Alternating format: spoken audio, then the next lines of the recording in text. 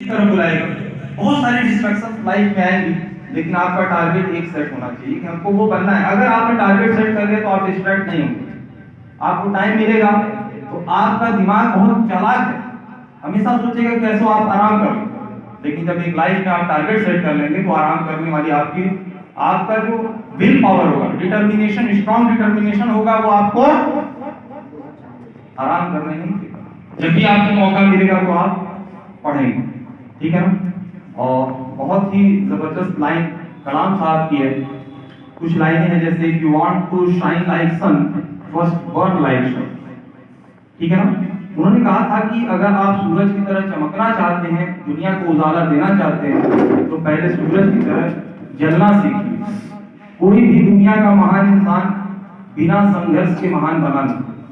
आप किसी भी महान इंसान की हिस्ट्री देखेंगे तो अगर वो महान बना है तो उसके पीछे बहुत बड़ा संघर्ष क्या है रहा होगा, ठीक है ना।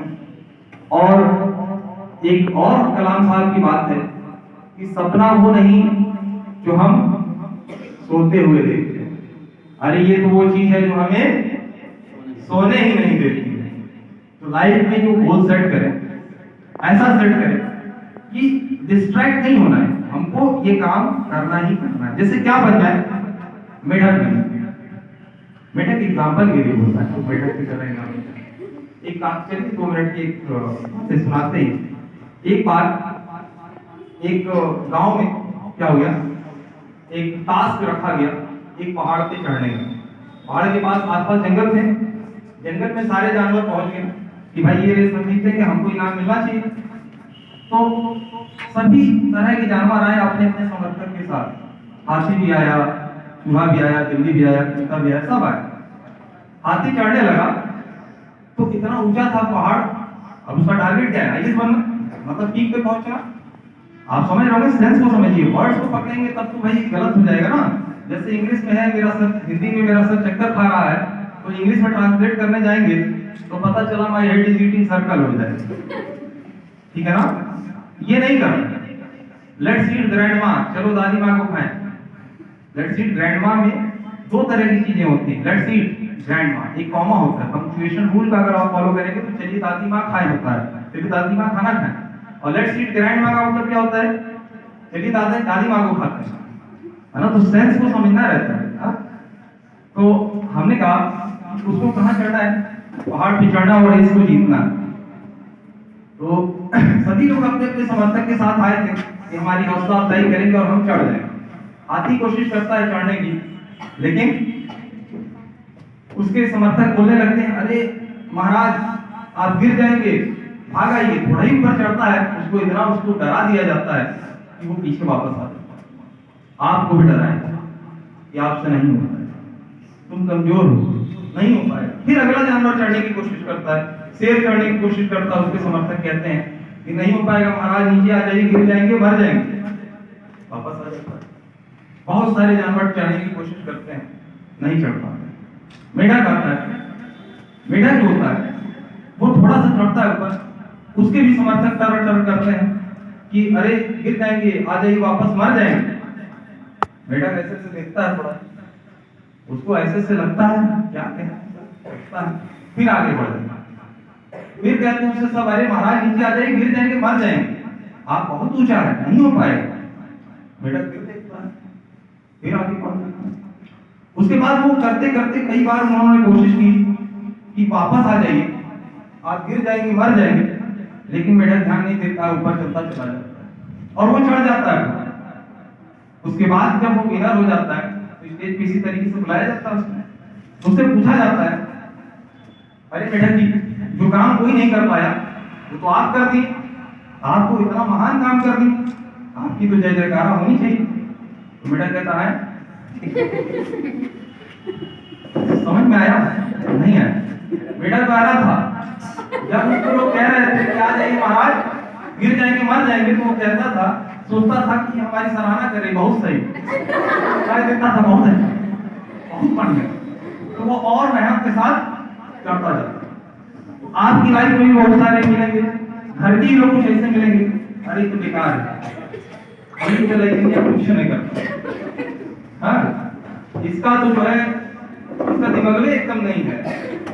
कौन सारे लोग हैं घर में कई तो रिश्तेदार कहेंगे, रिश्तेदार में बेटा बताएंगे नहीं, मतलब समझ रहे हो। अच्छे रिश्तेदार और बुरे रिश्तेदार दोनों की इज्जत किया, दोनों तुम्हारे लिए जरूरी है। अच्छे रिश्तेदार जरूरत पड़ने पे थोड़ा बहुत आपको क्या करेंगे, मदद करेंगे। बुरे रिश्तेदार क्या करेंगे, समझ रहे हो। लेकिन वो जो सुई चुभाएंगे ना बेटा, उसी से जीवन में कुछ करने की आग लगी, समझ गए। अगर बुरे रिश्तेदार ना हो तुम्हारे हिसाब से जो है, तो तुमको जीवन में कुछ करने का इच्छा अंदर से जगेगा नहीं। ये वही आग भड़काते हैं। और अगर जीवन में तुम कभी डॉक्टर बन गए, अच्छे पोस्ट पे पहुंच गए, आईएएस बन गया, किसी टॉप रैंक पे पहुंच गए, तो वही जो तुम्हारे रिश्तेदार थे आगे जो ताना मारते थे, वो सबसे पहले कहेंगे अरे हमारी बिटिया तो पैदा जब हुई थी तब तक समझ गए थे जीवन में बहुत बड़ा काम करेगा।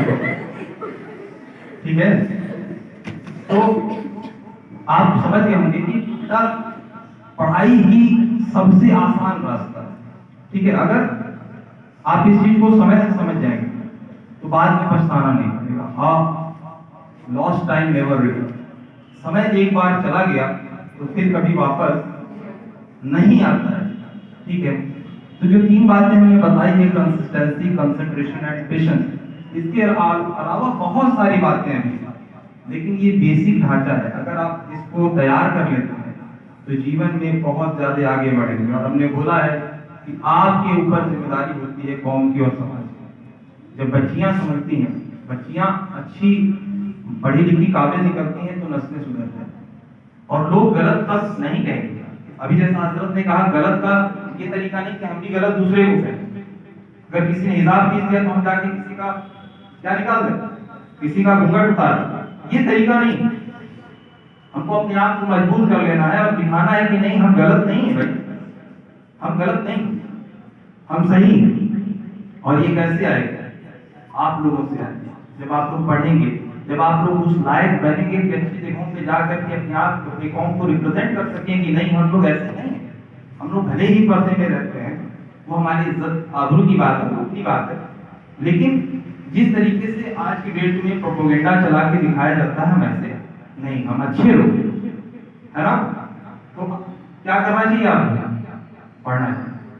क्लास में बताने की जरूरत नहीं कि आप आइए, आप आइए, ये नहीं कहना पड़ेगा। आप लोग को आना चाहिए अपनी जिम्मेदारी समझ के कि भाई अगर हम पढ़ेंगे तो हमारी आने वाली जनरेशन सुधरेगी। ठीक है, तो अब यहीं पे हम खत्म करते हैं। क्वेश्चन हो तो कोई अगर आपको